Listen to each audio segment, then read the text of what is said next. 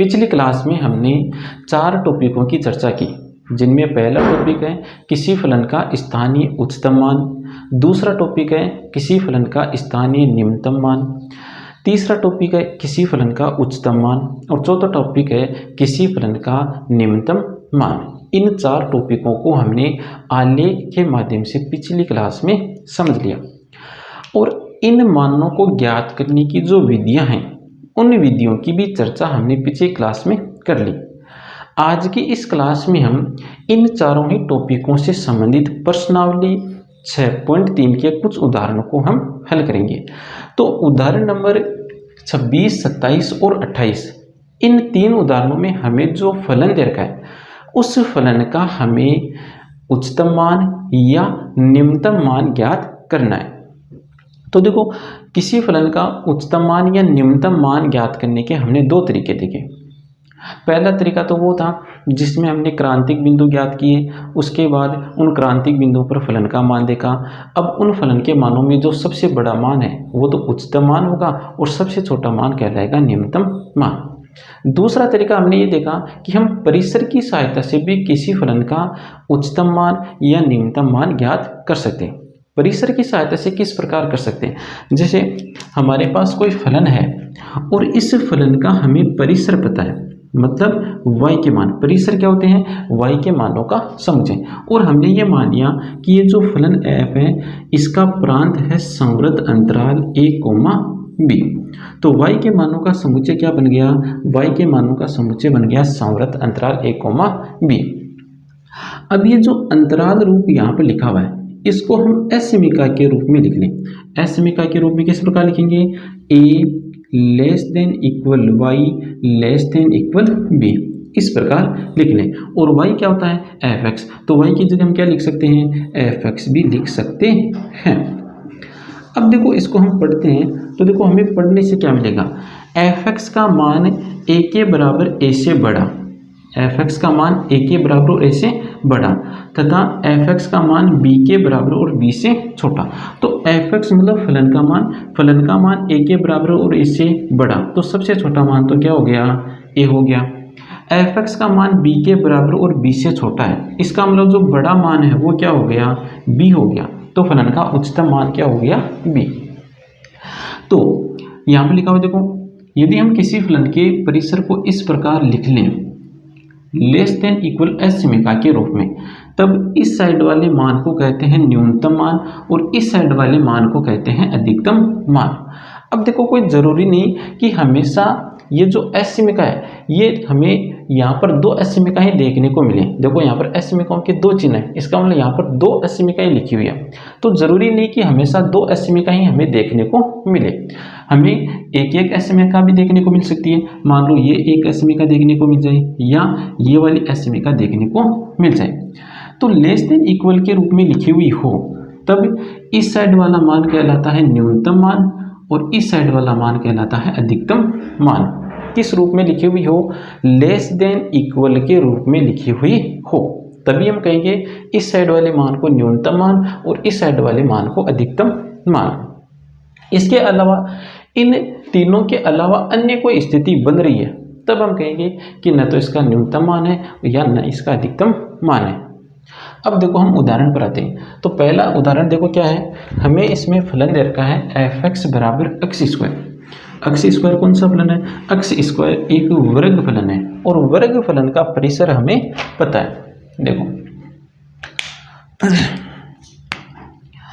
Example number 26, fx बराबर x square और ये कौन सा फलन है? ये फलन है वर्ग फलन। कौन सा फलन है? वर्ग फलन। और वर्ग फलन का जो परिसर होता है वो होता है अर्ध संवृत अर्ध विवृत 0, अनंत। अर्ध संवृत अर्ध विवृत 0, अनंत। हमेशा ध्यान रखना अनंत की तरफ छोटा कोष्टक ही आएगा। परिसर का मतलब y के मानों का समुच्चय, तो हम इस प्रकार लिख लेंगे फिर। और इस संवृत अर्ध संवृत अर्ध विवृत अंतराल को हम असमीका रूप में भी बदल देंगे, तो असमीका रूप हो गया इसका इस प्रकार से। अब देखो, इस असमीका की तुलना करते हैं हम इस असीमिका से। तो तुलना करो, देखो a की जगह आ रहा है 0, फिर less than equal F x की जगह y लिख सकते हैं, मतलब ये एफ एक्स है। यहाँ पर देखो, यहाँ पर लेस देन इक्वल नहीं है, तो इस साइड लेस देन इक्वल नहीं है, इसका मतलब इसको हम अधिकतम मान नहीं कहेंगे। तो यहाँ पर लिख रहा हूँ मैं, अधिकतम मान नहीं है, ये इसका अधिकतम मान नहीं है। यहाँ पर देखो 0 लेस देन इक्वल, तो ये वाली जो असीमिका वो तो ऐसी की ऐसी बन रही है, इसका मतलब इस मान को हम कहेंगे न्यूनतम मान। इसको क्या कहेंगे हम? न्यूनतम मान। अब इसको हमें लिखना किस प्रकार से, तो हम इस प्रकार लिख लेंगे, अतः दिया गया फलन का न्यूनतम मान 0 है। न्यूनतम मान कितना है? 0, तथा अधिकतम मान का अस्तित्व नहीं है। अधिकतम मान का अस्तित्व नहीं है। और यहाँ पर हमें यही देखना था कि न्यूनतम मान क्या है और अधिकतम मान क्या है। तो न्यूनतम मान तो मिल गया 0 और अधिकतम मान इसका है नहीं। अगला प्रश्न देखो, अगला प्रश्न है एफ एक्स बराबर मापांक फलन। एफ एक्स बराबर क्या लिखा हुआ है? मापांक फलन। और मापांक फलन का हमें परिसर पता है। देखो एफ एक्स बराबर क्या लिखा हुआ है? मापांक फलन।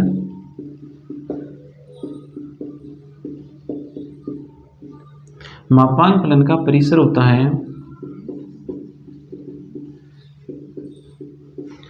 अर्ध संवृत अर्धविवृत 0, अनंत। परिसर का मतलब y के मानों का समुच्चय। तो हम इसको इस प्रकार लिख लेंगे और इसको असीमिका के रूप में क्या लिखेंगे? 0 less than equal y less than अनंत। अब और y की जगह क्या लिख सकते हैं? एफ एक्स भी लिख सकते हैं। तो ये बन गया 0 less than equal F X less than अनंत। अब इसकी तुलना कर लो इससे। तो तुलना करने पर देखो यहाँ पर तो लेस देन इक्वल आ रहा है, यहाँ पर लेस देन इक्वल नहीं आ रहा, इसका मतलब ये इसका अधिकतम मान नहीं है। इस साइड लेस देन इक्वल आ रहा है, इसका मतलब ये मान हो गया इसका न्यूनतम मान। तो लिखो, अतः फलन का न्यूनतम मान 0 है। न्यूनतम मान तो कितना है? 0 है, तथा अधिकतम मान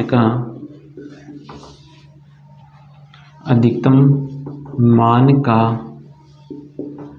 अस्तित्व नहीं है। अगला प्रश्न देखो, अगला प्रश्न हमें दे रखा है एफ एक्स बराबर x। एफ एक्स बराबर क्या दे रखा है? x। अब देखो यदि इसको हम गायब कर दें तो एफ एक्स बराबर x ये है तत्समक फलन, और तत्समक फलन का प्रांत और परिसर दोनों ही वास्तविक संख्याओं के समुच्चय होते हैं। अब यहाँ पर देखो प्रांत पर कुछ प्रतिबंध लगा रखा है, ये प्रांत पर यहाँ पर प्रतिबंध लगा रखा है, इसका मतलब परिसर भी कुछ ना कुछ प्रतिबंध लग जाएगा। तो फलन देखो क्या है? फलन है एफ एक्स बराबर x, और x के मान हमें दे रखे हैं विवृत अंतराल 0, 1। ये x के जो मान हमें दे रखे हैं अंतराल रूप में, इसको मैं असीमिका रूप में लिख रहा हूँ। तो असीमिका रूप में लिखेंगे 0 less then x less than 1। अब देखो मैं इस x की जगह यहाँ से क्या लिख सकता हूँ? एफ एक्स भी लिख सकता हूँ। तो 0 less then F X less then 1। अब ये जो हमें असीमिका मिली है, इस असीमिका की तुलना कर लो इस असीमिका से। तो देखो यहाँ पर भी लेस देन इक्वल नहीं है और यहाँ पर भी लेस देन इक्वल नहीं है, तो हम लिखेंगे कि न तो यहाँ पर न्यूनतम मान है और न ही अधिकतम मान है। तो दिया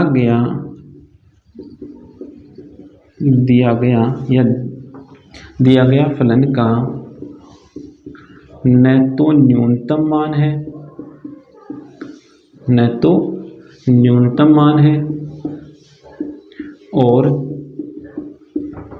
न ही अधिकतम मान है, न ही अधिकतम मान है।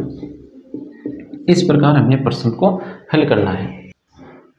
यहाँ पर हमें निम्नतम मान और उच्चतम मान इन दोनों ही शब्दों की जगह कुछ अन्य शब्द भी देखने को मिल सकते हैं। जैसे उच्चतम मान की जगह हमें निरपेक्ष उच्चतम मान लिखा हुआ मिल सकता है या सार्वत्रिक अधिकतम मान लिखा हुआ मिल सकता है। इसी प्रकार निम्नतम मान की जगह निरपेक्ष निम्नतम मान या सार्वत्रिक न्यूनतम मान लिखा हुआ मिल सकता है। तो उच्चतम मान और निम्नतम मान के ये जो दो अन्य शब्द हैं या दो अन्य जो नाम हैं, ये नाम भी हमें पता होने चाहिए।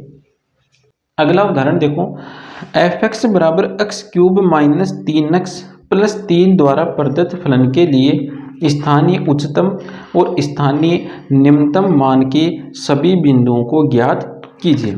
हमें स्थानीय उच्चतम और स्थानीय निम्नतम वाले बिंदु ज्ञात करने। तो देखो फलन में क्या दे रखा है, फलन में दे रखा है f(x) बराबर x cube minus 3x plus 3। अब देखो स्थानीय उच्चतम मान और स्थानीय निम्नतम मान ज्ञात करने की दो विधियां हैं, जिनमें से एक तो है प्रथम अवकलज विधि और एक है द्वितीय अवकलज विधि। तो यहाँ पर हम इस प्रश्न को प्रथम अवकलज विधि से हल कर रहे हैं।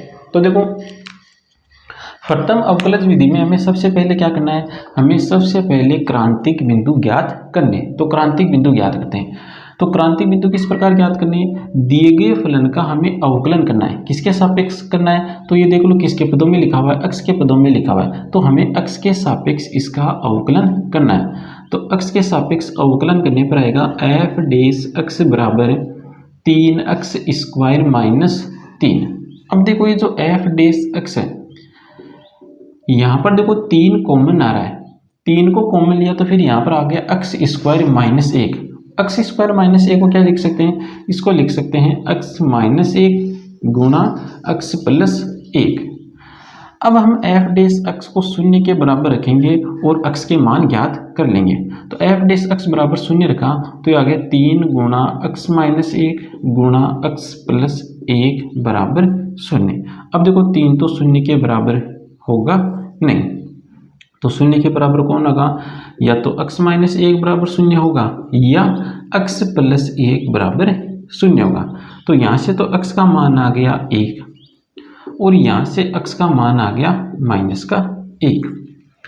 अब हमें उन x के मानों को भी ज्ञात करना है जिन पर ये फलन अवकलनीय नहीं है। तो ये फलन देखो कौन सा है, ये फलन है बहुपदीय फलन। कौन सा फलन है, बहुपदीय फलन है। और बहुपदीय फलनों का प्रांत होता है वास्तविक संख्याओं का समुच्चय। तो ये जो बहुपदीय फलन है, ये बहुपदीय फलन अपने प्रांत के सभी बिंदुओं पर अवकलनीय होते हैं। मतलब ऐसा कोई बिंदु है ही नहीं, इनके प्रांत में ऐसा कोई बिंदु होता ही नहीं है जिस पर ये अवकलनीय ना हो। तो ऐसा तो कोई बिंदु हमें नहीं मिलेगा जिस पर ये अवकलनीय नहीं हो। तो अब हमें जो x के मान मिले हैं उन मानों को लिख लो और उन मानों को अब हम कहेंगे क्रांतिक बिंदु। तो यहाँ पर हमें क्रांतिक बिंदु क्या क्या मिल गए, क्रांतिक बिंदु मिल गए। देखो क्रांतिक बिंदु बराबर है एक तो प्लस का 1 और एक है माइनस का 1। इसके बाद हमें x के मानों की संख्या रेखा बनानी है। अब देखो x के मान क्या है, तो x के मान नहीं दे रखे, तो हमें फलन देखना है। फलन कौन सा है, बहुपदीय फलन है। बहुपदीय फलनों का प्रांत होता है वास्तविक संख्याओं का समुच्चय। मतलब x कौन से मान ग्रहण करेगा, वास्तविक संख्याओं के मान ग्रहण करेगा। तो x जो मान ग्रहण कर रहा है उनकी संख्या रेखा बनाओ। तो वास्तविक संख्याओं को ग्रहण कर रहा है तो वास्तविक संख्या रेखा बनाओ। ये बना दी हमने वास्तविक संख्या रेखा। अब इस वास्तविक संख्या रेखा पर हमें जो क्रांतिक बिंदु मिले हैं, इन क्रांतिक बिंदुओं को भी लिखना है। तो यहाँ पर कहीं पर माइनस 1 आ जाएगा और यहाँ पर कहीं पर प्लस का 1। हमें पहले छोटा फिर बड़ा, इस प्रकार हमें इन क्रांतिक बिंदुओं को लिखना है। अब देखो यहाँ पर अंतराल बन गए, विवृत अंतराल बनाने माइनस अनंत कोमा माइनस 1, माइनस 1 कोमा 1 और 1 कोमा अनंत। इन अंतरालों में हमें f' का चिन्ह देखना है। अंतरालों में f' का चिन्ह देखने का तरीका हमने प्रश्नावली 6.2 में सीख लिया।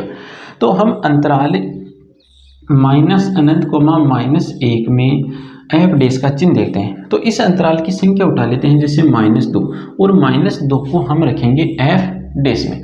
अब देखो एफ डैश में रखते हैं तो हमें चिन्ह किस प्रकार का मिलेगा, तो यहाँ से तो चिन्ह हमें मिलेगा प्लस का, यहाँ से चिन्ह किसका आएगा माइनस का, और यहाँ से भी किसका चिन्ह आएगा माइनस का, और ये चिन्ह गुणा होकर चिन्ह बना लेंगे प्लस का। तो जब हम इस अंतराल की संख्या इस एफ डैश में रख रहे हैं तब हमें किसका चिन्ह मिल रहा है, प्लस का चिन्ह मिल रहा है। अब इस अंतराल में अगला अंतराल है -1,1, विवृत अंतराल -1,1। इस अंतराल से भी एक संख्या उठा लो, तो इस अंतराल से संख्या उठा ली हमने शून्य को यहाँ पर रखो और चिन्ह देख लो कैसा मिल रहा है। तो यहाँ से चिन्ह आएगा प्लस का, यहाँ से चिन्ह आएगा माइनस का, और यहाँ से चिन्ह आएगा प्लस का। तो ओवरऑल हमें चिन्ह मिल गया माइनस का। तो इस अंतराल में हमें चिन्ह कैसा मिल रहा है, माइनस का चिन्ह मिल रहा है। अब आओ इस अंतराल में, तो ये अंतराल है विवृत अंतराल 1, अनंत। इस अंतराल में देखो चिन्ह कैसा मिलेगा, तो संख्या उठा लो 2, और 2 को यहाँ पर रखो, तो 3 से तो हमें प्लस का चिन्ह मिलेगा। यहाँ से देखो चिन्ह किसका मिलेगा, यहाँ से हमें चिन्ह मिलेगा प्लस का, और यहाँ से भी चिन्ह मिलेगा प्लस का। चिन्ह गुणा होकर प्लस का चिन्ह बना लेंगे, मतलब इस अंतराल में हमें प्लस का चिन्ह मिल रहा है। अब देखो जो क्रांतिक बिंदु -1 है, यहाँ पर देखना, क्रांतिक बिंदु -1 से पहले प्लस का चिन्ह है और इसके बाद में किसका चिन्ह है, माइनस का चिन्ह है। इसका मतलब इस क्रांतिक बिंदु को हम कहेंगे स्थानीय उच्चतम मान वाला बिंदु। क्रांतिक बिंदु 1 को देखो, 1 से पहले देखो किसका चिन्ह है माइनस का, और बाद में किसका चिन्ह है प्लस का चिन्ह है। तो इस क्रांतिक बिंदु को कहेंगे स्थानीय निम्नतम मान वाला बिंदु। तो अब मैं इस बात को यहाँ पर लिख रहा हूँ, स्थानीय उच्चतम मान वाला बिंदु, स्थानीय उच्चतम मान वाला बिंदु। और स्थानीय उच्चतम मान वाला बिंदु क्या है, x बराबर -1, और स्थानीय निम्नतम मान वाला बिंदु, स्थानीय निम्नतम मान वाला बिंदु है x बराबर 1। अब देखो ये तो हमें स्थानीय उच्चतम और स्थानीय निम्नतम मान वाले बिंदु मिले। अब हम ज्ञात करेंगे स्थानीय उच्चतम मान कितना है और स्थानीय निम्नतम मान कितना है। तो देखो स्थानीय उच्चतम मान तो क्या होगा, जो स्थानीय उच्चतम मान वाला बिंदु हमें मिला है, इस बिंदु पर फलन का मान, इस बिंदु पर जो फलन का मान होगा उस मान को हम कहेंगे स्थानीय उच्चतम मान। तो स्थानीय उच्चतम मान हम ज्ञात करते हैं। तो f-a कैसे ज्ञात करेंगे, इस फलन में x की जगह हम क्या रखेंगे -1 रखेंगे। तो -1 रखने पर देखो क्या मिलेगा, यहाँ से हमें मिल जाएगा -1, यहाँ से हमें मिलेगा प्लस का 3, और यहाँ से हमें क्या मिलेगा, यहाँ से मिलेगा 3। तो हल करने पर आ गया 5। तो इस फलन का स्थानीय उच्चतम मान है प्लस का 5। तो यहाँ पर लिखना स्थानीय उच्चतम मान, स्थानीय उच्चतम मान कितना आ गया प्लस का 5। अब देखो ये जो स्थानीय निम्नतम मान वाला बिंदु हमें मिला है, इस बिंदु पर फलन का मान, तो स्थानीय निम्नतम मान वाला बिंदु कितना है 1, इस पर फलन का मान, तो इस पर फलन का मान कितना आएगा, इस पर फलन का मान आएगा 1 -3 + 3। हल करने पर आ गया 1। तो इस 1 को हम कहेंगे स्थानीय निम्नतम मान। तो इस फलन का स्थानीय निम्नतम मान कितना है 1। तो स्थानीय निम्नतम मान f1 बराबर 1। इस प्रकार हमें इस प्रश्न को हल करना है। अगला उदाहरण देखो, उदाहरण नंबर 30। fx बराबर 2x cube minus 6x square plus 6x plus 5 द्वारा प्रदत्त फलन f के स्थानीय उच्चतम और स्थानीय निम्नतम बिंदु ज्ञात कीजिए। हमें केवल स्थानीय उच्चतम और स्थानीय निम्नतम के बिंदु ही ज्ञात करने। यदि हमें ये बिंदु मिलेंगे तो हम स्थानीय उच्चतम मान और स्थानीय निम्नतम मान भी ज्ञात कर लेंगे। तो पहले हम क्रांतिक बिंदु ज्ञात करते हैं। तो क्रांतिक बिंदु ज्ञात करने के लिए ये जो फलन हमें दे रखा है, किसके पदों में दे रखा है? अक्ष के पदों में दे रखा है। तो इस फलन का हमें अक्ष के सापेक्ष अवकलन करना है। तो एफ डेश अक्ष बराबर है 6x square minus 12x plus 6। अब देखो यहाँ पर 6 कॉमन आ रहा है, तो 6 को कॉमन ले लो। तो एफ डेश अक्ष बराबर 6 गुणा अक्ष स्क्वायर माइनस 2x प्लस 1। अब देखो ये जो कोष्टक में लिखा हुआ है अक्ष स्क्वायर माइनस 2x प्लस 1, इसको क्या लिख सकते हैं? इसको लिख सकते हैं हम अक्ष माइनस 1 का होल स्क्वायर। तो एफ डेश अक्ष बराबर 6 गुणा अक्ष माइनस 1 का होल स्क्वायर। अब हमें एफ डेश अक्ष बराबर रखना है 0। तो एफ डेश अक्ष बराबर 0 रखेंगे तो हमें देखो अक्ष के क्या क्या मान मिलेंगे। तो 6 गुणा अक्ष माइनस 1 का होल स्क्वायर बराबर 0। तो 6 तो 0 के बराबर होगा नहीं, 0 के बराबर कौन होगा? अक्ष माइनस 1 का होल स्क्वायर बराबर 0। इसको देखो हम क्या लिख सकते हैं? इसको हम ऐसा लिखेंगे एक बार, अक्ष माइनस 1 गुणा अक्ष माइनस 1 बराबर 0। तो यहाँ से क्या बनेगा? या तो अक्ष माइनस 1 0 हो या अक्ष माइनस 1 बराबर 0। तो अक्ष का मान यहाँ से भी 1 आएगा और यहाँ से भी अक्ष का मान आपको क्या मिलेगा? 1 ही मिलेगा। तो अक्ष का मान हमें मिल गया प्लस का 1। अब हमें उन अक्ष के मानों को भी देखना है जिन पर फलन अवकलनीय नहीं है। तो देखो फलन कौन सा है? फलन है बहुपदीय फलन, और बहुपदीय फलन अपने प्रांत के सभी बिंदुओं पर अवकलनीय होता है। इसका मतलब ऐसा कोई बिंदु नहीं है जिस पर यह फलन अवकलनीय ना हो। तो अब हमें जो अक्ष के मान मिले हैं उन अक्ष के मानों को हम कहेंगे क्रांतिक बिंदु। तो हमें क्रांतिक बिंदु क्या क्या मिल गया? क्रांतिक बिंदु हमें एक ही मिला है और वो है प्लस का 1। क्रांतिक बिंदु हमें केवल एक ही मिला है। इसके बाद हमें क्या करना है? अब हमें अक्ष के मानों की संख्या रेखा बनानी है। तो अक्ष के मान नहीं करके तो इतने % हल करते हुए आ रहे, तो हमें ये पता है कि कौन सा फलन है, तो इसके लिए अक्ष का मान क्या होगा। तो अक्ष के मानों की मैं संख्या रेखा बना रहा हूँ। अक्ष के मानों की संख्या रेखा बना ली। देखो अब हमें जो अक्ष का मान मिला है, मतलब जो क्रांतिक बिंदु मिले हैं, उनको भी हमें इस संख्या रेखा पर दर्शाना है। अब देखो यहाँ पर अंतराल बन गया -∞, और 1, अंतराल हमें विवृत अंतराल ही बनाने हैं। अब हम इन अंतरालों में एफ डैश का चिन्ह देखते हैं। तो इस अंतराल की बात करते हैं -∞, तो इस अंतराल से कोई भी संख्या उठा लो। जैसे इस अंतराल से संख्या उठा ली हमने 0, और इस 0 को हम रखते हैं एफ डैश में। तो देखो 0 को यहाँ पर रखते हैं तो हमें चिन्ह किसका मिलेगा? हमें चिन्ह मिलेगा प्लस का। देखो 6 का चिन्ह कैसा है? प्लस का। यहाँ पर 0 रखेंगे तो बन गया -1 का होल स्क्वायर क्या बन जाएगा? प्लस का 1। मतलब यहाँ से भी चिन्ह किसका आएगा? प्लस का ही चिन्ह आएगा, और दोनों चिन्ह गुणा होकर किसका चिन्ह बना लेंगे? प्लस का चिन्ह बना लेंगे। मतलब इस अंतराल की संख्या जब हम एफ डैश में रखेंगे तो एफ डैश का चिन्ह हमें मिलेगा प्लस का। तो इस अंतराल में चिन्ह आ रहा है प्लस का। अब देखो अगला अंतराल क्या है? अगला अंतराल है 1, प्लस अनंत।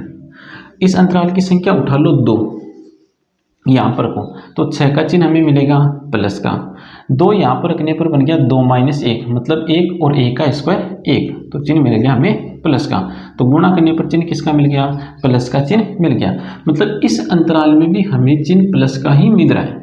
अब देखो जो क्रांतिक बिंदु है उस क्रांतिक बिंदु से पहले भी प्लस का चिन्ह और बाद में भी प्लस का चिन्ह, मतलब इस क्रांतिक बिंदु पर चिन्ह में कोई परिवर्तन नहीं हुआ। तो चिन्ह में कोई परिवर्तन नहीं हुआ तब हम इस क्रांतिक बिंदु को कहते हैं नति परिवर्तन का बिंदु। तो यहाँ पर जो हमें क्रांतिक बिंदु मिला है, मतलब जो अक्ष बराबर एक क्रांतिक बिंदु है, यह क्रांतिक बिंदु क्या कहलाएगा? नति परिवर्तन का बिंदु। यदि चिन्ह में कोई बदलाव ना हो, प्लस से प्लस या माइनस से माइनस हो, जिनमें कोई बदलाव नहीं हो, तब उन क्रांतिक बिंदुओं को कहते हैं नति परिवर्तन के बिंदु। अब देखो यहाँ पर हमें स्थानीय उच्चतम मान का बिंदु और स्थानीय निम्नतम मान का बिंदु, इस प्रकार के बिंदु हमें यहाँ पर नहीं मिले। तो आज की क्लास में इतना ही, आगे के उदाहरणों को हल करेंगे हम नेक्स्ट क्लास में।